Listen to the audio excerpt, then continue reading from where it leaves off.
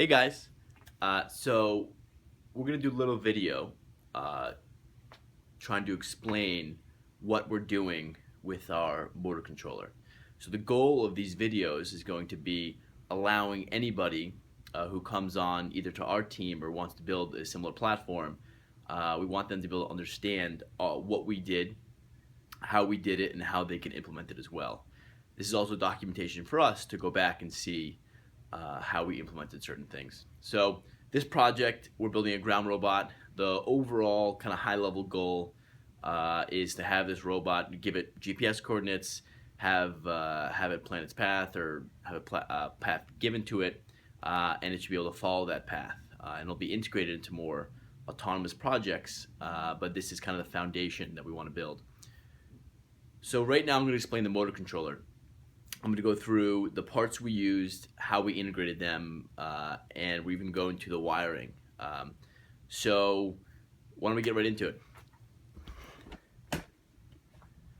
So we drew a little diagram up of what we used. So first, we'll go over the motor driver. We bought this motor driver, and we'll link to the data sheet in the video. We used a Tiva board made by Texas Instruments. It's basically a souped up microcontroller. So first, why don't we go over what each one of them does, right? The motor driver takes in battery voltage, anywhere from 5 to 35. Right now I think we have 24 volts coming in. The motor driver has outputs. You can see motor 2 up here and motor 1 down here. It outputs a maximum of 13.8, so around 14 volts. And this motor driver comes with an API. So it's pretty easy to command forward, back, and certain speeds with this motor driver. So we'll link to the API as well.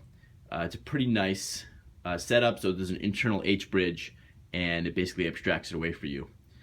The Tiva board, again, souped up motor controller. This reads in the motor encoders. So our motors come with encoders, and the encoders spit out a count, so ticks, and from that we can get angular velocity. So our encoders are hooked up to our Tiva. It has a quadrature encoder built in, so this allows us to read the encoder output. So it's pretty easy. So the encoders are pretty simple. So we have a ground and a 5 volts that outputs an A and a B, and we just hook it up to so this one to this, to A, this to B, A, B. Pretty easy. And these are real diagrams. So these are on the back of the Tiva on the left if we're facing it in front, and these are on the right on the back. So if you turn this around, you'll see these pins, and this is how it's hooked up. So so we read the encoder output here, so we're getting a sense of how fast the motors are actually going. We read that into our Tiva. Then we can control, so we have a controller built into our motors, into our Tiva, and we have our wire out to the motor driver. So you can see the PWM1, PWM2 for each motor, and the direction 1, direction 2. So we can give it a speed and a direction. And this is how it's hooked up. So the wiring goes right in to PWM1, PWM2, and enable in this case is just direction. So the directions go to the corresponding enable pins. So this is kind of a high-level view of what's going on. And one thing I didn't mention is that the Tiva does have a micro USB hub, and that's right here on the top left, right here. And that'll go to our high-level computer, which will do a lot of the high-level processing. So that'll tell us where we actually want to go. It'll give us a desired angular velocity, and then this low-level control will implement that. So that's that. Let's go over to actually how it's implemented here. So here's our frame. Here are motors. So here are the motors. Here are the encoders.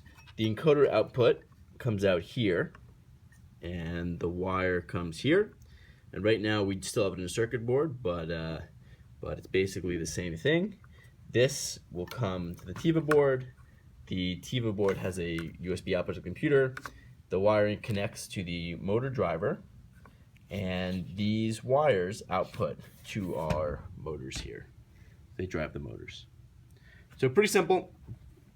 We hope this helps, and we would like to do this for each of our components to be sure that we document it for ourselves, but also other people can see what we're doing, and hopefully it's helpful.